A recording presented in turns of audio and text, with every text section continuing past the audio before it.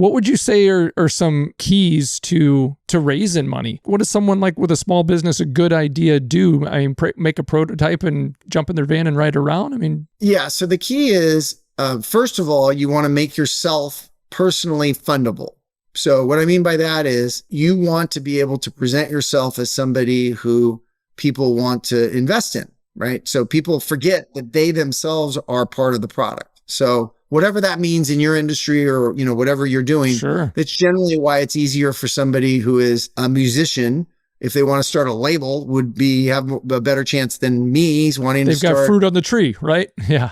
Yeah. So I have experience and understanding. I'm credible in that space. But it is very important for you to realize people are going to be investing in you as much or more than they're going to be investing in the business. The other interesting thing is